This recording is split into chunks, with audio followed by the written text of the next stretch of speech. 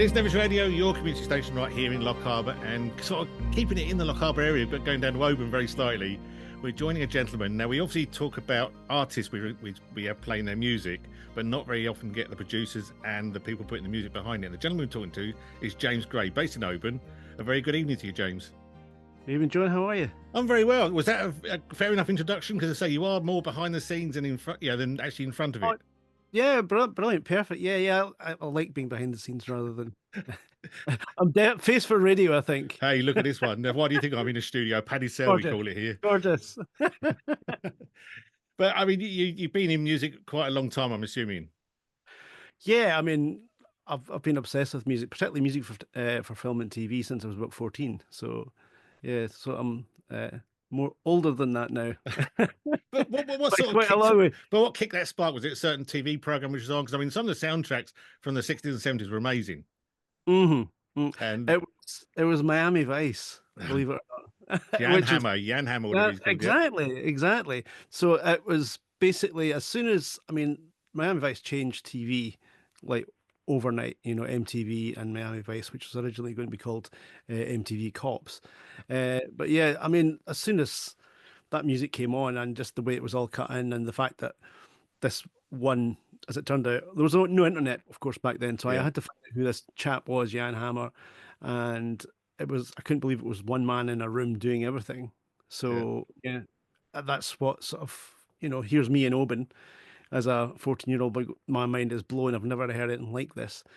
And I just thought, well, I've got to look more into this. So started buying magazines like Sound on Sound and Future Music and all these kind of things and learning about it. That's how we did it. Yeah, because I mean, it's very difficult. You couldn't just go onto YouTube and see how things were put together like you can. I mean, you can see how anything's made in the world now by just going onto YouTube and platforms like that. Absolutely. And you got all these sort of, different pieces of technology. You had to learn what the words meant, algorithms, parameters, all these kind of things, what they all did, synthesizers. So I got into synthesis and all this, it was a massive, massive learning curve by extension, sort of mixing desks and, compressors and all that kind of techie stuff. But before you know it, you're obsessed and you're spending all your money on it, and that's what it is. Well, the techie and the geeky stuff, because I mean, people think you just sit in this room and you play. There's a whole room next door which makes me sound and you sound a lot better than what we actually do. Yeah, it suppresses things. It makes the sound quality a little bit better, and there's a lot of stuff goes on behind music, which you just don't know about. Oh yeah, totally. I mean, like engineers and I mean, I did start off, with an Atari ST in a bedroom, and buying synthesizers and modules and building it up that way. And essentially my studio is just a massive version of that. And the fact is that I did start in the bedroom, but your iPhone or Android or whatever phone is much, much more powerful now than, even the most powerful computers back in the day, by a million miles, you can sample and you do all sorts of things. It's incredible what you can do. So, yeah. It's amazing. So from being, shall I say, a school lad with an ambition, when did you decide, right, I can make this a career? When was your sort of first, ping, this will work, or your first contract? How did it work? I guess, so I was just obsessed with music and I kept on, I had regular jobs like anybody else. I worked as a butchery assistant and then worked in shops and all that kind of stuff. And I went to college in Glasgow. And I was, again, obsessed just there all the time, morning, noon, and night, at the university. It was North Glasgow College in Springburn. And then from there, I went to the University of Westminster down in London. And basically, I was just completely obsessed all the time, just working.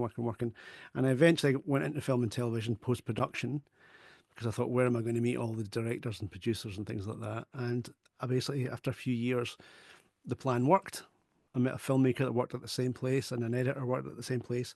And we ended up doing our first Channel 4 production together called Ginger Nation, of which I am one. You're stroking your beard, not your head. You're not stroking your head. I can see that bit. I have no hair. I have no hair on top. Yeah.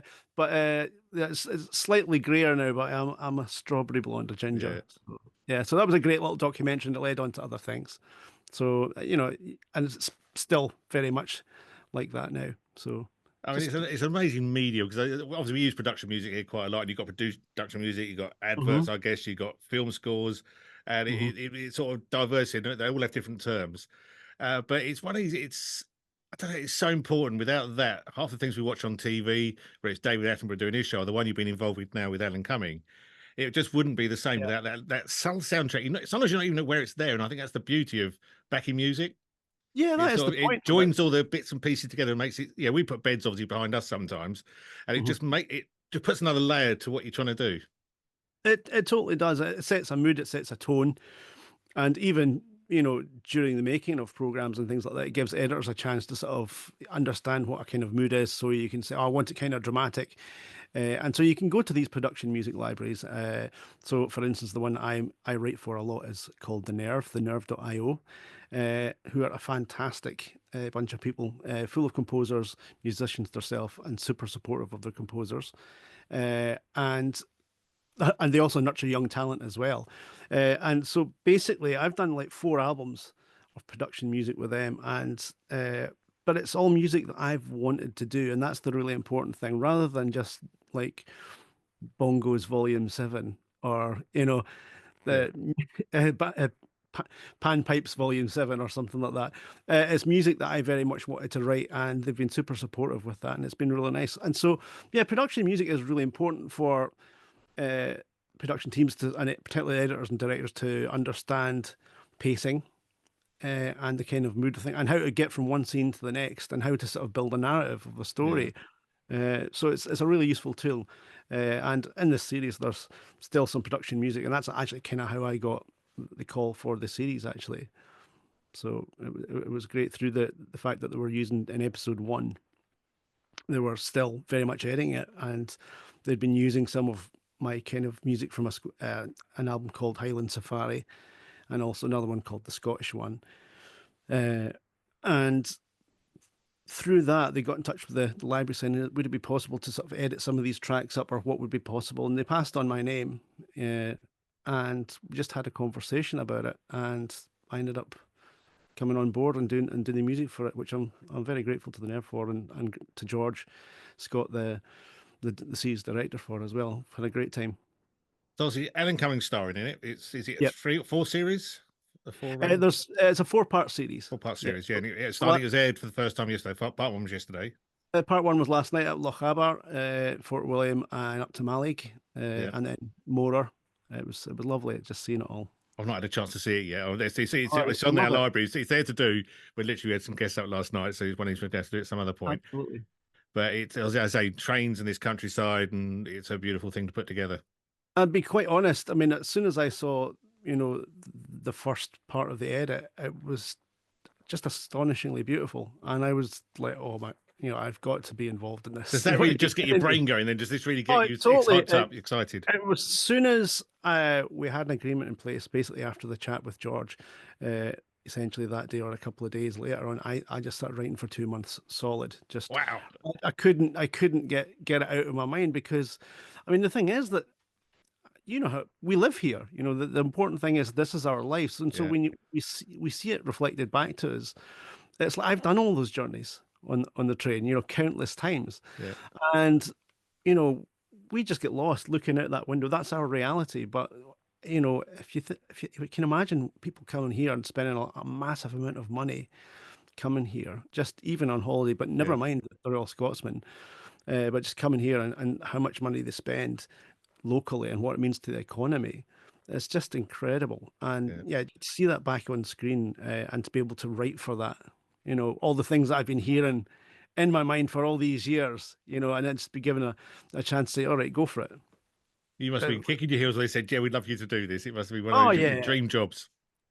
Yeah, well, I think I appeared very calm with George on the phone. Yeah, sure, sure, George, I can do that. And then I came off the call and was jumping up and down, I think, probably. So how does it work then? Obviously, the production team they've done the film, and the majority of the film is in the can. They know what they're going to do. They've done all their plannings. Do you get to see that, or do you talk to them? Have they got ideas what they want? They say we want something impacting it, we want something quieter here. How does it sort of work Yeah, to get your yeah. part into that film? Well, they'll give me ideas. They were using some of my production music already, so Yeah, I knew the kind of vibe that they wanted. And then, of course, they played some of the other production music was still in there. So I got the call. I think they were sort of almost 3/4 of the way through the first program, and a lot of it I don't think had been shot actually.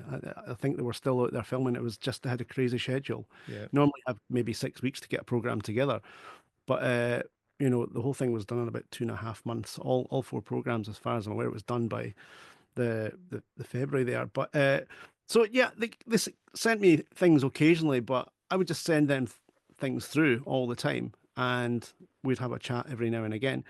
But they would have a few requests. That was really about it. I just kept on writing, writing, writing, and they kept putting stuff in, and they would have a look and then adjust things, change the orchestration of things, and yeah, it was wonderful.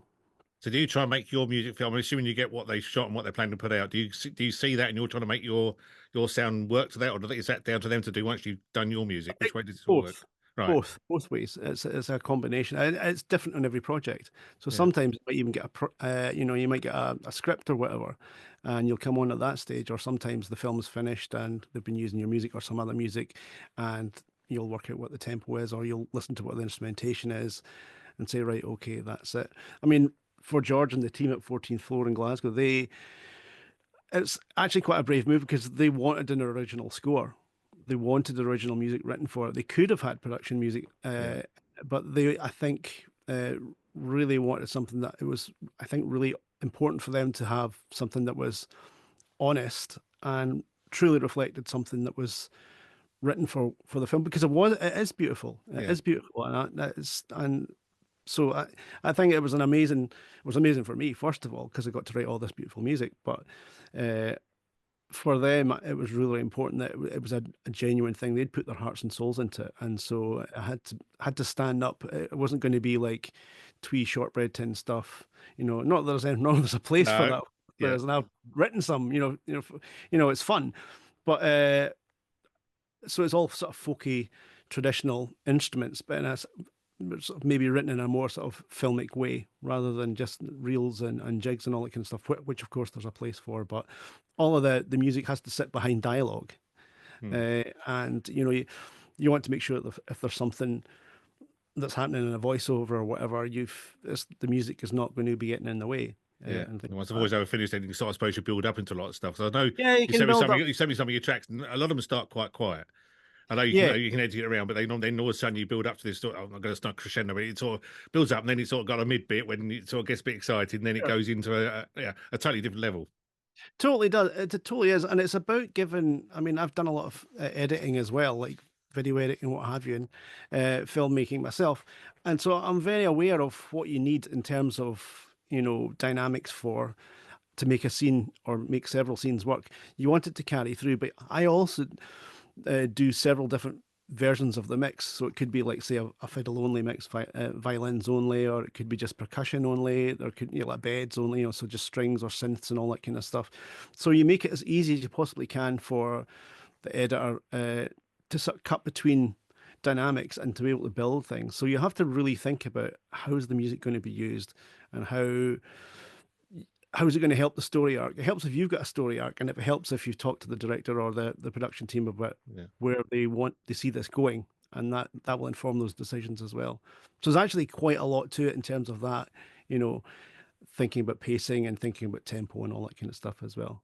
And where do you start? I mean, do you? I mean, you've obviously got an idea what sort of sound you're after, but where do you start with that instrument wise and composing it? Where do you start with the bass? Do you sort of start with the main instrument you want to feature? How do it sort of come together? Well, sometimes, uh, well, what happens to me is I hear it all in my head, and I kind of have to break it down. I'll usually be a melody and like the whole sort of kind of arrangement, and what takes the time is the breaking it down. So I write on piano, and obviously loads of synthesizers and what have you, and I have an extensive library of sample libraries and all that kind of stuff. And so I use those to sort of demo what's in my head. Or if it's just piano, I love just writing at the piano as well. But sometimes I'll be walking along, or I'll be sleeping, and I'll wake up with an idea, and it's literally, oh, I've got to get up. And I was in Helensburgh with my girlfriend one evening. She was at a conference, and I had to get up at 4 in the morning to record it in the hotel room, Okay. and that became one of the themes, so I hummed it in to the, and then I booked a room in the conference center the next day in Helensburgh where I take my laptop and a small keyboard everywhere I go. Yeah.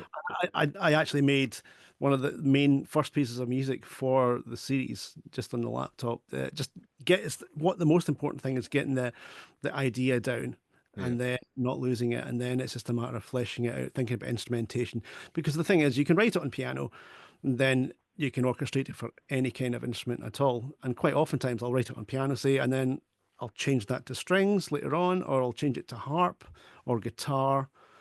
And then it becomes a matter of once things are approved, getting the musicians in, and which is like my favorite part. When it all sort of comes together.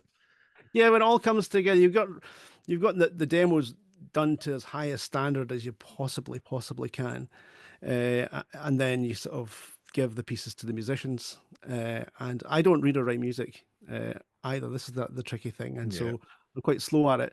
But at least if you send it to the musicians, I mean, there are people that can transcribe things for you and all that kind of stuff, but that's all about budget and stuff. But the musicians I work with are all incredible, and they're very, very patient.